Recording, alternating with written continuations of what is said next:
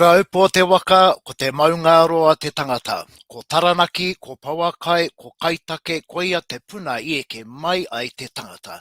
Ko Taranaki te pau ere ngā waka, te pau ere ngā iwi, te pau ere ngā tangata, te pau ere ngā kaupapa, T.A. Mauri ora. Mauri Ai ora. rau te wara, Mauri ora e te whanaunga. Welcome everybody. Welcome to another episode of our kaupapa. He kaupapa Ngā Kanohi o Taranaki Iwi. And as you can see, Wano, you've got the strapping young man here with us today, one of our whanaunga, who is going to share with you his kōrero, his journey.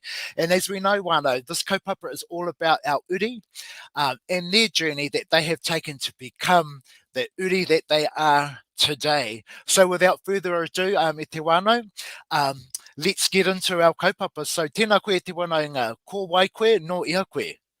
Tēnā koe te whanaunga, ko au, I te tau tōku mātua, he uri o ngā iwi o Taranaki, Tiatiawa, ngā ruehenerangi, I te taha o tōku whaia, he uri o Te Arawa, rawa ko Ngāti Parau, engari, he mokopono o ngā maunga, teitei, maunga tapu, maunga o Taranaki, me maunga hikurangi, rawa ko titirangi hoki. Kia ora, I am excited. Kia ora. I'm excited to be here. Rawe e te whanaunga. Yes, it's been looking forward to having a kōrero and a catch up with you, my bro there. And yeah, just great to have you being a part of this kaupapa. And you know, we've known each other for quite some time. And yeah, just really looking forward to having this kōrero with you today, te whanaunga, and just around your journey and how you've paved your way through this, you know, this challenging but yet rewarding world that we're all in at present. So, yeah, tell us, how's it been for you? The journey of life, it's been a fulfilling one, I suppose. I can reflect on from my upbringing to my work professionally into leading into the governance space. But it's been an incredibly humbling journey of life. But again, perhaps it's because of my optimistic nature where I've been able to work through a lot of personal challenges and professional challenges to be the person I am today. Oh, rawe te whanaunga. And, you know, when you look at it, and I think, you know, I've had the pleasure of more so in our teenage years, going to Waitara High School together. And I can still remember, I think it would have been around, you know, 94, I think it was, you know, remembering yourself and your, you know, your whanaunga coming into Waitara and at Waitara High School. So tell us about your, you know, your school days. How was it for you? You know, what was it that got you, you know, that got you motivated and got you through those stages? So my brother and sister Kelly and Tina, we probably spent most of our years because we were born in Auckland, and then there was a part there where our father wanted us to move to Taranaki and to ground ourselves again. And primary school, we went from a metropolis that was a very culturally diverse community and school in Glen Innes. And then we went from there to a very conservative, I'd like to say, conservative school in South Taranaki called Kapuni. And that was definitely a culture shock, I think, from us going from such a beautifully diverse series of cultures to actually being standing out, because not only were we obviously a Māori whānau, but we were also quite a big whānau. And then integrating into primary school in South Taranaki was pretty difficult at the start. And then navigating through there, going to Hawara High School, met some amazing people there, but again, still felt a little, I suppose, isolated. I was fortunate enough to meet some really good friends alongside with my baby sister and my older brother Kelly, and then we had the opportunity to move up north. And it was interesting, our move up north Taranaki, there were a choice of schools for us. And obviously the first couple was, would we go to boys high or girls high? And then maybe a chance for us to go to Spotswood. But the deciding factor for us to go to Waitara out of all the schools was because of the kapahaka, because of Te Ropu Kapahaka o Waitara. And we all saw a performance by Te Ropu Kapahaka o Waitara. Absolutely blew us away. It was amazing. And that was the deciding factor for us to go to Waitara. When we got to Waitara, we just felt connected. We just felt that there were so many amazing people that are the closest of our friends to this very day. And that probably the significance of Waitara High School and a couple of the teachers were there had a huge impact on my life. And I think that's a pivotal component, isn't it, really, when you think of that, Waitara High School in the 90s was a pretty, it was quite life-changing time, when you think of that, and just reflecting as you were talking, and of course being a tauira at the student at the same, at the school at the same time, because it was very much the same for myself in the sense of up in Tamaki Makaurau from like 98 to maybe, for 4 years. And then when you come back, it's kind of like that, New Plymouth Girls High School for our wahine, New Plymouth Boys High School for the Tāne, but it was that same thing there too, Waitara High School was kind of like, for me, was the same time, same kind of reflection for yourself. It was just a place where being nurtured, and just discovering who we were as Māori in that school, and share with our whānau in regards to, the kapahaka side of things, because that was a really big part of our lives, at high school. Yeah, I think people may have forgotten the year that we were going to go to Waitara, they went through quite a negative state in the media with regards to racism in particular. And we obviously had the whakaaro that we'll be entering in quite a hostile environment. It was going to be divisive. We found that to be untrue at all. In fact, I've never felt so welcomed by a community and the kura at that time. But we were fortunate. We were fortunate to have an incredible principal that came into our kura, Mr. Harry Cast, and he was a game changer. And I think for me, who was still learning a lot about myself and what it is to be Māori, I think it was an amazing time to also meet our kapaka and real teacher at the time, Trenton Martin. And these two teachers had the biggest impact on my life in the high school years. I left feeling so proud to be who I am, and without them. So the kapahaka, when we entered into it, I don't know that we were our trainings were going to be like te matatini. I don't know that entering in this that we were going to do maurako, but we had to get our elbows in, and then we had to have a belt wrapped around us to ensure that we were being staunch and tuturu with our maurako actions. I got billeted out with my bro John Raumati, and then I had to stay with him and his koro Sam Raumati, and boy, he was a powerful presence, and he was making sure we got our actions and kupu right. But it was amazing, and I think what we saw from there is how we were able to impact a Waitara community so positively, and how the community was uplifted, how the group numbers expanded. I think there was one part there where we had almost over a third of the school actively participating in Te Ropu Kapahaka o Waitara. I still recall to this very day how much of an impact being a member of that, tiki-toring all over the country, and just having this overwhelming sense of pride and identity that reinforce how amazing it is to be Māori. Right. Yeah, and I'm thankful, bro. I'm so thankful. And there, Oh. I got to meet amazing people like yourself. Oh, well, and you think about it too, hey, Iti Whananga, you look at those incredible times, those years at high school, and how fortunate we were to be a part of such a movement. When you look at it at this point of time, a positive movement for Māori, but not just for us, but for the community. And that's the beautiful thing about it, and the relationships that are still very strong today. You look at it, and all the various places that we are all in, but it's just like whenever we see each other, it was just like yesterday being back at high school. But of course,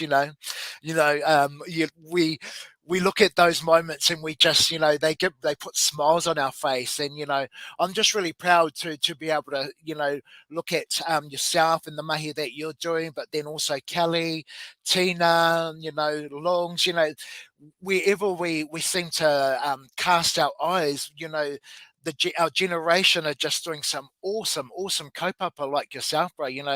Just to think, if you thought, at high school, if did you ever think you would actually be a counsellor? For being that's pretty incredible.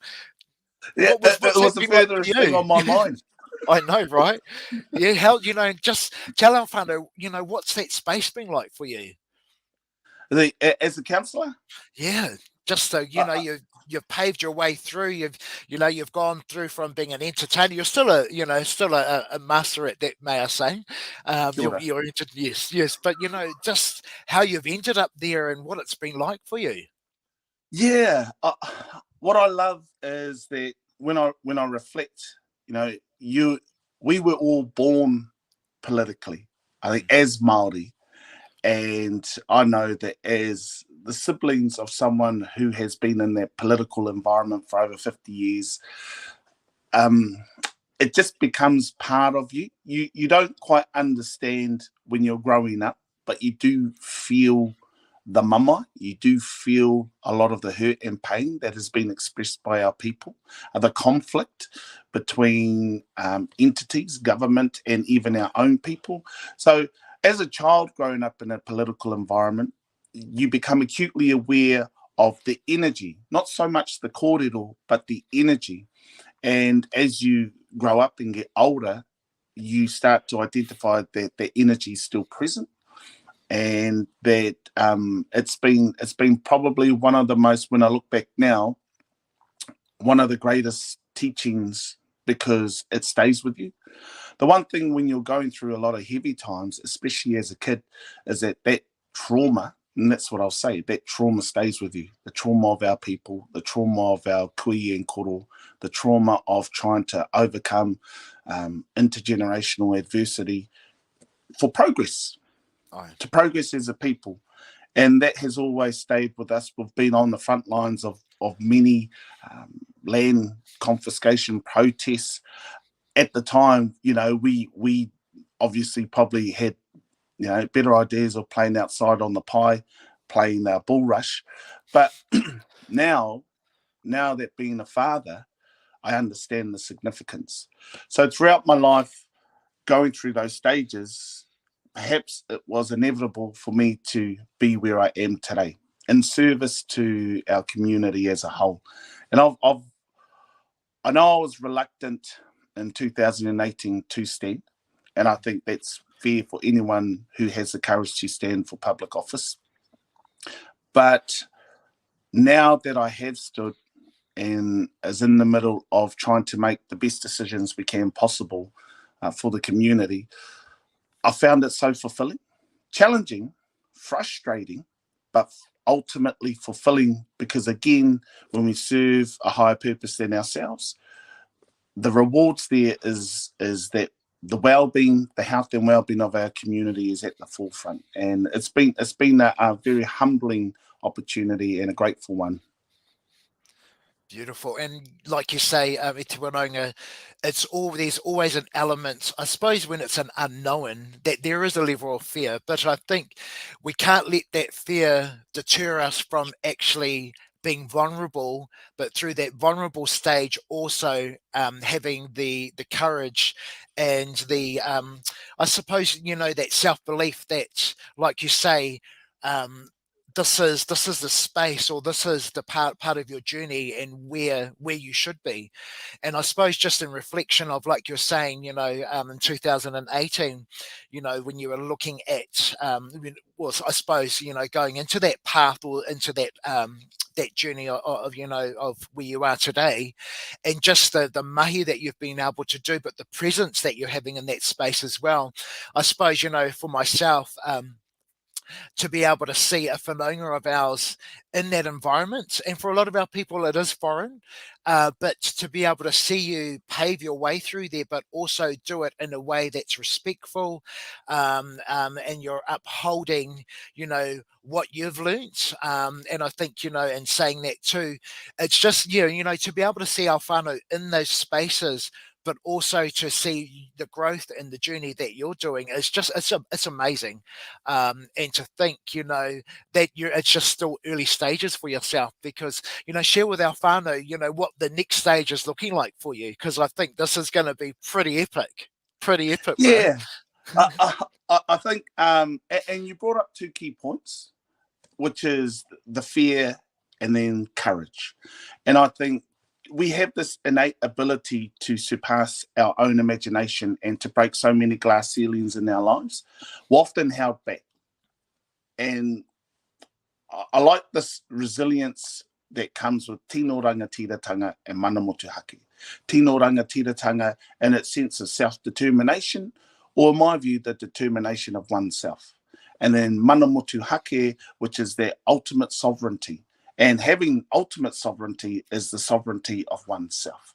And I think that we continue to break limitations when we are able to tap into those two values and principles. And that's what I've done. I've done so many things that have absolutely scared the bejeebers out of me. But I did it. I did it to learn. I did it to grow. I did it to develop myself. And I think if we were to tap into that courage, we can exceed our own expectations. With some of the kaupapa that I've done, I've never imagined myself being able to tap into that space. But it's the learnings, not the failures, because I've failed so many times, whānau. Just get used to failing, because that's part of being successful. But if you have the courage to not have that fear consume you, to allow you to step forward in that space, you'll start to see your world open up even more. And so we go into being elected onto the New Plymouth District Council. Again, just to have the courage to step in that space, when if you have a look historically and statistically, it's not a forum that you'd likely see more Māori in. So to be there and represent the entire community, but do it in a way where you can do your best to represent your people with the utmost respect, dignity and integrity, that is what drives me, because I want to make sure that there is a strong voice that understands our colonial history, that understands the grievances, but is considered a te arawhiti, a bridge to bring our community together. And that's how I've always seen my role. I'm just a small cog in a big wheel. I'm just a page in a chapter of this legacy we called life. And how can I be a positive role model for the future generations to come? So we go in there, and I love the challenge. I've absolutely loved serving my community. But again, it comes down to the sphere of influence. And as a first term elected member, I say you have a certain sphere of influence, but if you want to impact change for the community, to ensure that the health and well-being of the community is at the forefront, then are you willing to take that next step? And this year, I'm willing to take that next step to be a candidate for the mayoralty of the New Plymouth District Council in the upcoming election. So I'm excited. I'm pumped. I'm excited to bring some fresh energy, and I'm excited for the community to have a choice on who would best suit our district.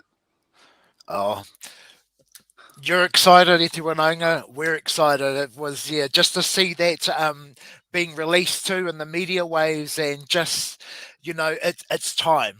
The time is here, and the beautiful thing about it is that just to see your energy and your wairua that you've injected into that space, but also the journey that you've taken, but bringing the people along with you has been amazing. And yeah, we're just really, really excited. I am.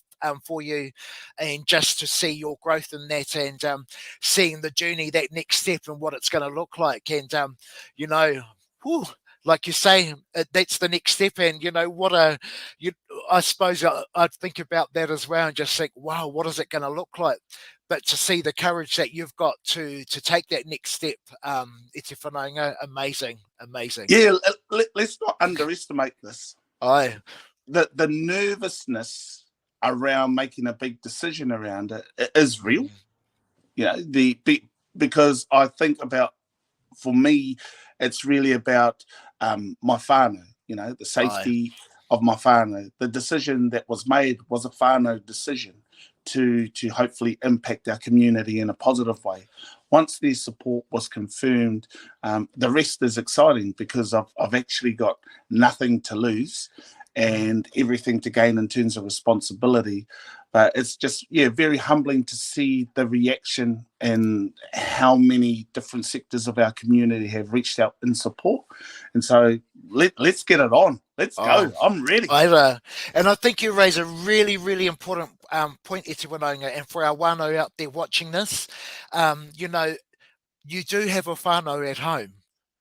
So even though you're out there doing the mahi for the community and so forth too, you do have a whānau that you go home to each day. And I think that's an integral part, because like you said, as a whānau, you made that decision.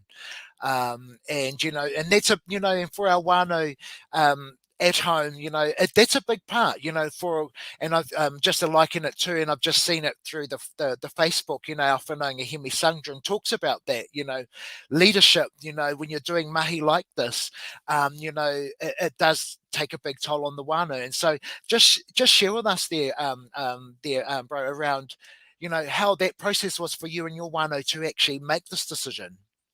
Yeah, it's a big decision. I think being a child of someone who has been in that political realm for the majority of his life, it's intense.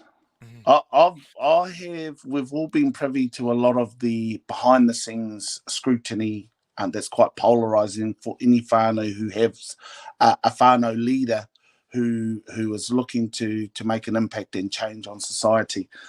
And it's tough. It is really tough. And so me now entering in that space, what are some of the processes I can put in place to help protect my whānau from what's to come? There's a saying in politics, it's like, if it's too hot, then get out of the kitchen, But also, you're only human. Like, people forget when you're in a governance role there to serve the community, you're making the best possible decisions you can with the information that you're provided. But the public scrutiny that you're under, and this sense of responsibility is serious, and it does have an effect. Your decisions has an effect on the perception that is received from the community. But more importantly, if there's any type of backlash, it automatically affects those who are closest to you, including your partner and your children. And that's something that for me, because I've seen it, I've been a child in that space. It's not easy. So I'll always humble myself and am grateful for others who choose to stand in that space. But I did a guest speaking occurrence at a Māori governance course, and one person really impacted me when they were giving feedback after my kōrero. And they said, I don't think you understand how important you are to the community, because how can we be what we cannot see? And so as soon as I heard that, it really sunk in, because there's a lot of glass ceilings out there. And I think we all have the opportunities to smash a few glass ceilings in our lifetime. And I've got a few glass ceilings that I'm willing to smash myself. So bring it on. Bring it on. Bring it on, my bro. Well, and I say this with all our whānau, with this kaupapa, this kaupapa is just really around about giving our uri like yourself an opportunity just to share their kōrero and their journey. And I say this all the time. I could speak to you hours on end, but I know, you're a busy man. You've got mahi that you need to do as well. But I think for me too, iti whanaunga, one thing that I always like to end with when we're doing our kōrero with this kaupapa is also to around about who you are, and being of Taranaki Iwi descent, being of a Muka of our maunga. What does that mean to you? In essence of your identity. It's everything, cuz. It's everything. It's my sense of belonging, but more importantly, my identity as an uri of Taranaki. I think it's so important for us to know where we're from, know who we are. There is a gap in our rangatahi where they do feel lost. But if they know that they whakapapa to Taranaki, then come home. Reset, Aye. refocus, and come home. And know that you'll always be welcome. I've always felt so strongly about this, and hence why my big heart often gets me in trouble. But anyone who whakapapa to Taranaki, you are proponents of peace. You are champions of peace. We can make decisions that can be highly volatile at times, but just know that our power comes from our aroha and our manaakitanga. So when things get really tough, when things get down, where the challenges in our lives seem insurmountable, change your whakaaro and lead with aroha, lead with rangi marie, because you are of that. That's your status when you're uri of Taranaki. And I'm grateful that I've found my grounding. I'm grateful that I have a strong sense of belonging with our iwi or Taranaki, and I'm grateful to be on your podcast. Beautiful, e te whananga. Well, what better way to end our kōrero there, e te whananga, then that's, and that's tikato, that's exactly all it is, and I think for our whānau out there, Aira, that is us, and don't be afraid to be that, to be a part of something that is rightfully yours through wakapapa. So for us here at home, and we do see it all the time, and we talk with whānau.